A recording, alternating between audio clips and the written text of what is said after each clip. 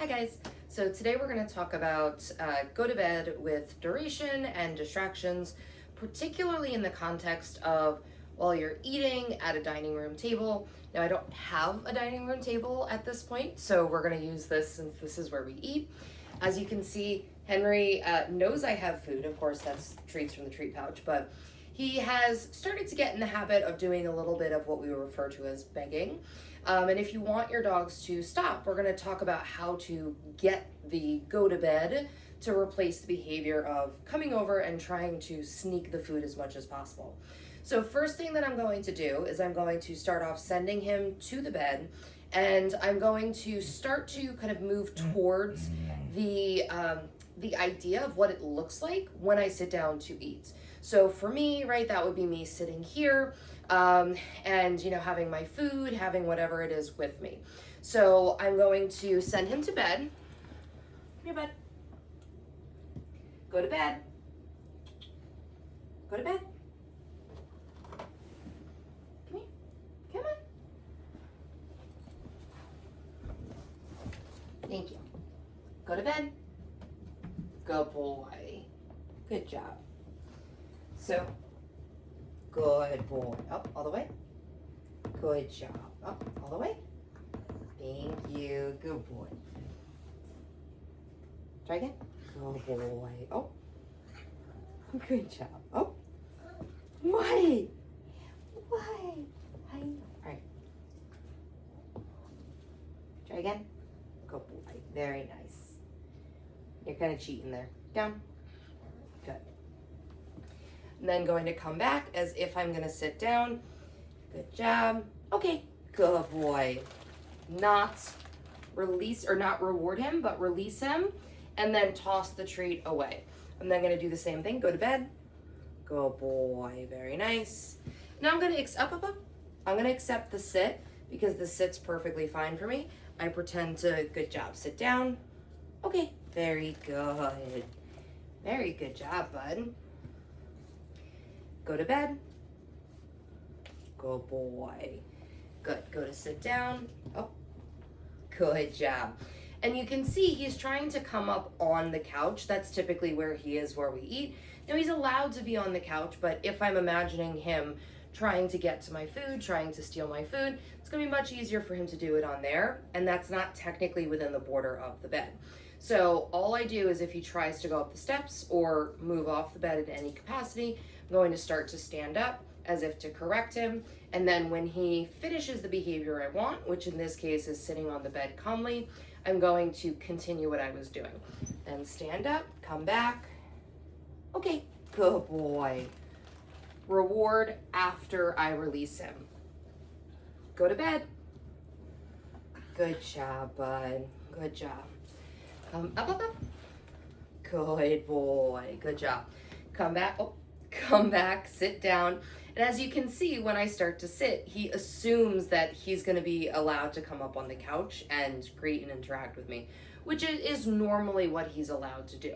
Now, the goal, though, is to change his alternative behavior from coming over and trying to kind of sneak food or beg for food too closely, and instead when we eat, lay down on the bed or anywhere is fine, but for now while I'm teaching, laying down on the bed. So I'm gradually going to increase the amount of time. Good job. Okay, before I come back and reward. And once he's doing really well, I can start to include more things. Go to bed. Good job. Very nice. Oh, good. Like when I sit back down, right, maybe I'm pretending that I have a meal, right? This isn't any food, but it's a water bottle that's closely related to, when I eat. Moving things around is going to make it look like I have something that is worth investigating to him. Come back over. Okay, good job. Very nice. After I do that a few times, go to bed. Good boy. Up. Good job. I'm going to go into the kitchen to grab some plates without any food, and I'm going to be keeping an eye on him the entire time. So if at any point he pops up, trying to make it so you guys can see everything. So if at any point he pops up, I'm gonna come back and I'm going to just guide him back to bed to reinforce that this is where I want him to be. Good boy, bud. Good job. I can talk to him. Good boy. Good job. And once I come back, I have a bowl. It's empty, but he doesn't know that. Oh, good boy. Good job. Very good. Good job. Come on over. Okay. Good boy. And toss. I want you to notice I'm rewarding away from the bed and away from my plates or my meal. So it decreases the likelihood he's gonna come back again afterwards. And you can see he's going right back to the bed, which is lovely. Go to bed. Can you do the whole thing? Good boy, good job. Then again, I can pretend, good job. I can pretend, I've got this meal here. What am I doing? Right? All of those little noises. You can see he's really excited. He's anticipating that I've got something really yummy in here, even though there's nothing there. And good boy. Okay, good job. And as long as he's not coming back to me, I can also not release him from close. I can still release him from where I am sitting. Now, if you're worried about feeding your dog from the table, so to speak, have the treats somewhere else and always go back to them. Where we are in terms of the dining room table and his bed, they're fairly close together, so I can reward him from close and I can release him from close, and I don't have to worry about getting up and practicing that behavior of getting up, sitting back down, getting up, sitting back down, because that for him is a trigger because he assumes when I sit, I have something that I might be sharing with him. So I want to make sure that that's something he's able to tolerate, and it kind of prevents me from having to do that a bunch. But what it also does is it makes it easier for me to maybe do something like actually eat my meal while he's there and while we're practicing. Now, when you first start this behavior, you're going to do it with empty bowls, empty plates, things that are going to look like you're eating and having a meal, even when you aren't. And then what's going to happen is eventually, the longer you spend, the more you do, the dog is going to be used to being on the mat when that happens. Okay. And I want you to try only to reward them after you release them, because then what's going to happen is when you sit down to eat, your dog is going to be like, okay, this means that I have to go to bed. I have to lay down there. You sit down, you eat after the meal. Okay, you're all done. And then maybe they get a snack depending on how well they did, right? I would still consider what Henry is doing begging. Do I care? Not really. But if he was at a point where I was eating an entire meal before releasing him, I most likely wouldn't reward this, right? If he sat and did this the entire time. Particularly if he whined, he's quiet now, but one of the things he's starting to do is whine when he sees food because he thinks, oh, you're gonna give me that. And I don't want that to be something he practices, because for me in particular, it's frustrating, it's annoying, I don't want him to do it. So again, sending him, go to bed. Good boy, good job. Starting off close, then gradually walking away, and then gradually walking up. Good boy. Gradually walking away, bringing something over to the table. Again, I can repeat this process multiple times. I can also practice doing things around the house, right? Moving stuff. Oh, can you get your paw off the step? Thank you, good boy, right? Oh, good boy. Practice moving stuff around, good job. Anything that looks like it might be related to, hey, I've got something over here or over here that you may want a piece of. And I want to make sure that that becomes something that he's used to when we're sitting down to eat a meal. He goes and he lays down in his bed. And it's not something that's going to happen overnight, but it's something that with a lot of practice, a lot of trial and error, you can start to get from your dog. And if you have a dog that the bed is close by, you can periodically drop food on the mat so he knows he's doing a good job. The problem with that is that some dogs will assume that when they get the treat, they're allowed to move off of the bed again. If you have a dog like that, I'd recommend breaking it down so you're only releasing the dog, okay, and then rewarding them. And you can do that periodically throughout your kind of meal.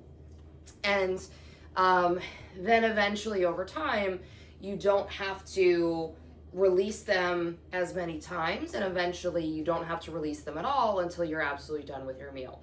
So start off very gradual, just taking steps away, making it look like you're going to eat. Again, something as simple for Henry is when I sit down, oh, you can see he's assuming that means that he's going to get something, which isn't an unfair assumption. Typically, now he doesn't get something every time we eat, but typically when I sit down like that with a bowl in my hand, it means I have food. And depending on who in the family is eating, he may get some. So we want to make sure that we practice that, whatever that kind of trigger moment is.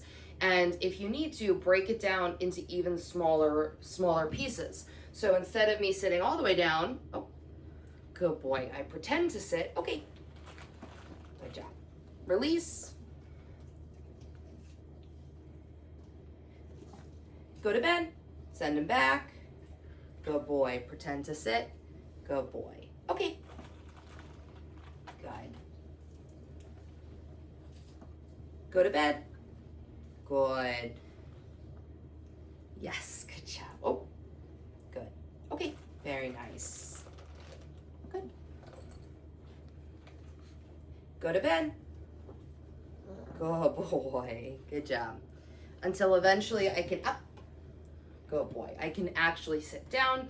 And a little up is just that correction to let him know he's not on the right track.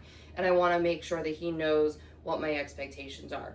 But if that's something that he struggles with, that is that initial sitting, that's something that I would practice a lot before I do something like go get a bowl from the kitchen, then come back, release him, go get a fork from the kitchen, go get a knife, and you just gradually incorporate more and more of that into the go to bed session until it becomes something that, as I said before, is just automatic, where, you know, they see that you have something, they see that you're getting the meal together, so they have to go and they have to lay down in their bed. Make sure you're breaking it up into small steps. Okay, when you're releasing them, make sure that you're rewarding them. Try to take that treat, toss it away from wherever the feeding area is, just so this way they're less in your space when you are actually eating.